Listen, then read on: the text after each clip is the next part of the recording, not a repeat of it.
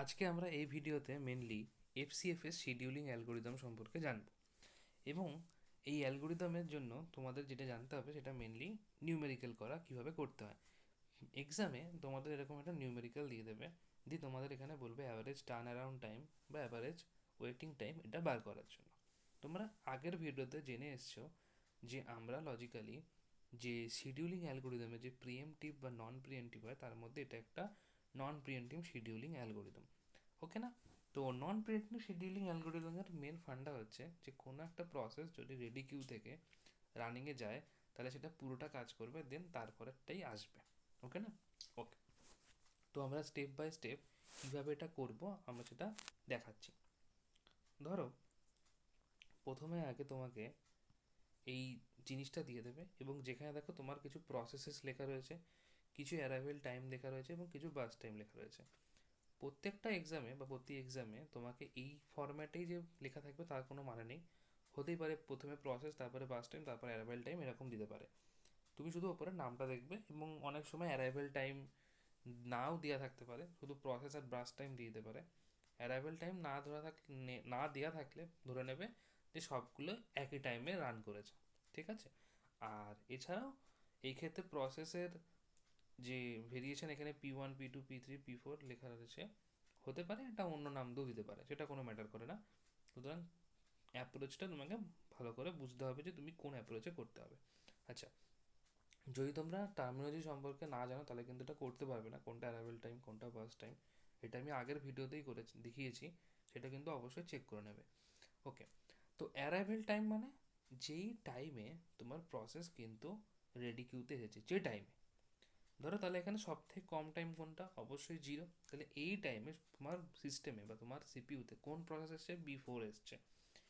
এই জিরোতে পরে কোনটা আসবে স্যার? P3 আসবে। P3 পরে স্যার কোনটা আসবে? P1 আসবে। P1 এর পর কোনটা আসবে? P5 আসবে। P2 এর পরে P5 এর পরে P2 আসবে। মানে এই সিকোয়েন্স আসবে। প্রথমে জিরো যখন জিরো আছে তখন P4 আসবে, তারপরে 2তে P3 আসবে, 3তে P1, 4এ P5, তারপরে P2। এই সিকোয়েন্সে আসবে এবং এই সিকোয়েন্সটা আপাতত এফসিএফএস এর জন্য কোনো প্রবলেম নেই। এফসিএফএস এর মানে হচ্ছে first come first serve.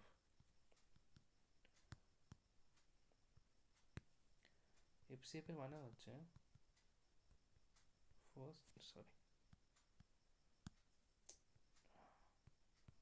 First come first serve. Okay, যে প্রথমে আসবে তাকে আমি সার্ভ করব।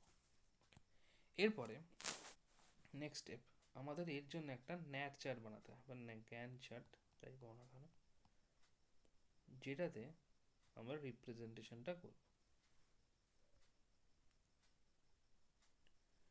আচ্ছা, তাহলে জিরো অ্যারাইভেল টাইমে আমার কোনটা এসেছিল? P4 এসেছিল। ওকে না? জিরো অ্যারাইভেল টাইমে P4 এসেছিল, তাহলে আমি P4কে আমার সিস্টেমে সবার প্রথমে নিয়ে এলাম।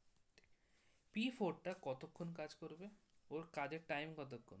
3 মিনিট, বা তুমি সাপোজ 3 ইউনিট ভাবো, ওকে 3 ইউনিট কাজ করাতে হবে। তাহলে জিরো থেকে স্টার্ট হলো, দিয়ে এখন 3 ইউনিট কাজ করলো। এর 3 ইউনিট কাজ করা কালীন দেখো তো, তুমি যদি ভাবো 3 মিনিট কাজ করতে হয়, তাই 3 মিনিটের পার্সপেক্টিভে তুমি দেখো তো, 2 মিনিটে চলে এসছে, এ 2 মিনিটে চলে এসছে, এও 3 মিনিটে চলে এসছে। তার মানে P4 এর কাজ করতে করতে আমার সিপিইউর রেডি কিউতে অলরেডি কিন্তু P3 আর P1 চলে আসছে। এটা তোমাকে লিখতে হবে না পরীক্ষায়, যেটা আমি এখন লিখলাম। তোমাকে এই ন্যাট চার্টটা করতে হবে, কিন্তু এইটা লেখা দরকার না, তুমি তোমার বোঝার জন্য লিখছি। P3 আর P1 চলে আসছে। এবার দেখো P3 আর P1 যখন আসবে, আমি কিন্তু একটা জিনিস ভুল লিখেছি। ঠিকই লিখেছিলাম, যাই হোক। P3টা কিন্তু আগে আসবে, কারণ P3 2 মিনিটে এসছে আর P1 কিন্তু 3 মিনিটে এসছে। তাহলে সিকোয়েন্স অনুযায়ী এখন তাহলে কে আসবে আমার সিপিইউতে? P4 এর পরে? অবভিয়াসলি স্যার, P4 এর পর আমার এখানে আসবে P1। P1 এর কাজ কতক্ষণ? 6 মিনিট। তাহলে 3 আর 6 কত হয়? 9 হয়। তাহলে এই এখন 9 ইউনিট কাজ করবে।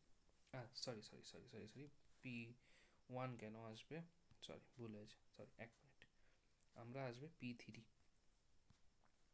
সরি P3 আসবে, P3 কিন্তু আমার 2 মিনিটে চলে এসছে, তাই না? তাহলে P3 কাজ লাগাবে, P3 কাজ কত 8, তাহলে 3 আর 8 কত হয় 11, 3 আর 8 এই 11 ইউনিট, মানে 11 ইউনিট কাজ হতে হতে এখন মেমোরিতে সবাই চলে এসছে, P2ও চলে এসছে, P5ও চলে এসছে, ঠিক আছে না?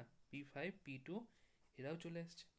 তাহলে এরপরে এখন তোমার সিস্টেমে কে আসবে? অবশ্যই এর পরে তোমার সিস্টেমে কে আসবে? অবশ্যই P1 আসবে, কারণ P1 তোমার সিপিইউতে সবার আগে এসেছিলো, কারণ ওর অ্যারাইভেল টাইম কম, যার অ্যারাইভেল টাইম কম হবে সে কিন্তু আগে আসবে অ্যাকর্ডিং টু এফসিএফএস অ্যালগোরিদম। তাহলে P1 এলো, তাহলে P1 এর বাস টাইম কত 6, তাহলে 11 থেকে কতক্ষণ কাজ করবে ও?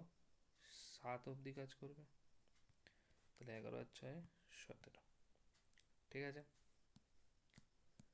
তারপরে তোমাদের এরকম করেই কিন্তু আঁকতে হবে, এই মেজারমেন্টটা একটুখানি বুঝে করবে পরীক্ষা হলে।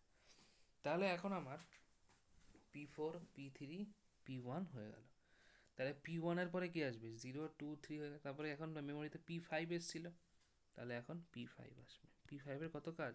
4 ইউনিট, তাহলে 17 আর 4 21, ঠিক আছে না?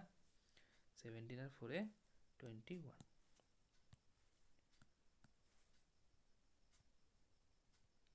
ঠিক আছে? তারপরে P1, সরি P1 তো হয়ে গেছে, P4 এর পরে এখন কি আসবে?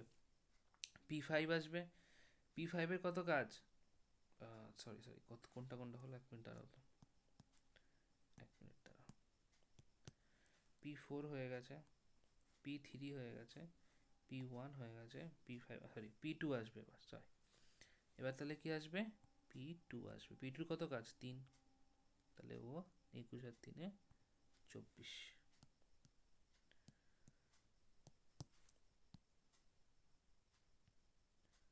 এটা এইটুকু অবধি আমার কাজ হয়ে গেল।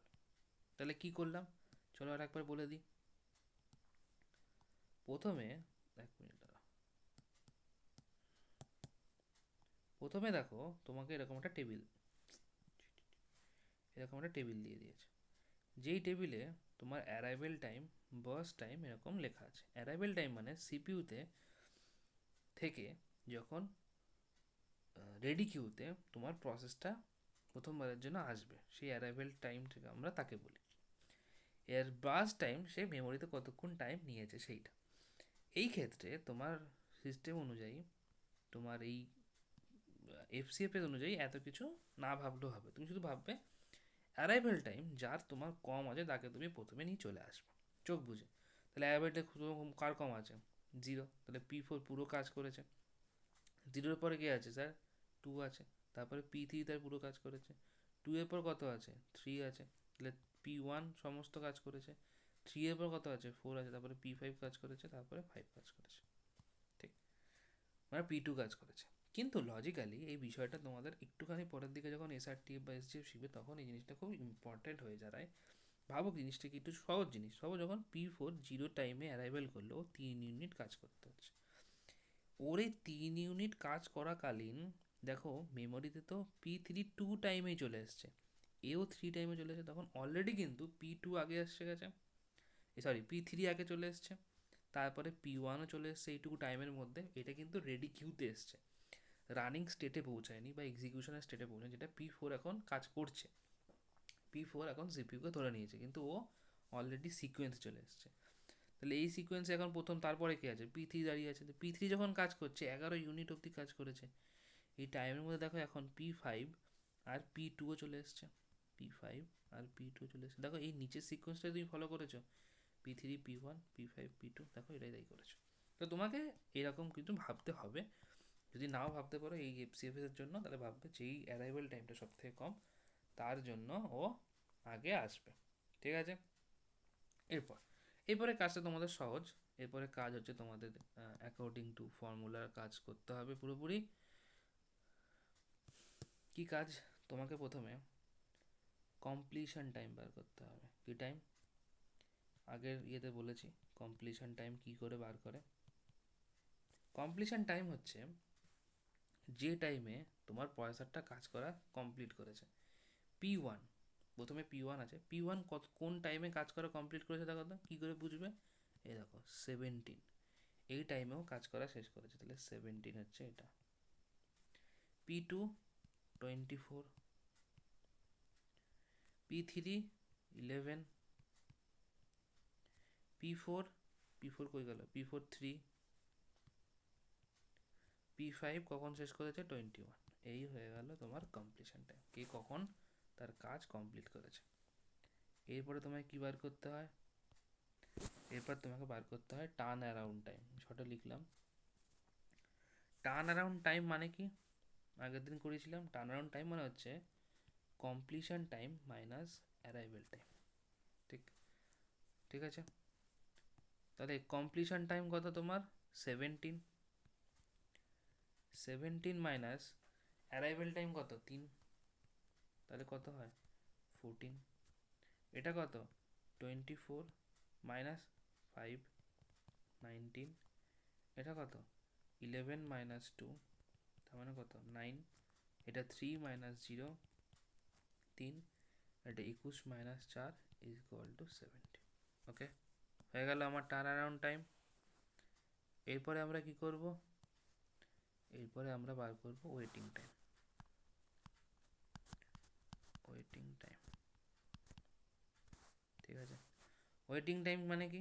ওয়েটিং টাইম মানে হচ্ছে turn around time minus burst time. ঠিক আছে না? Turn around time minus burst time. তাহলে টার্ন অ্যারাউন্ড টাইম মানে কত? 14।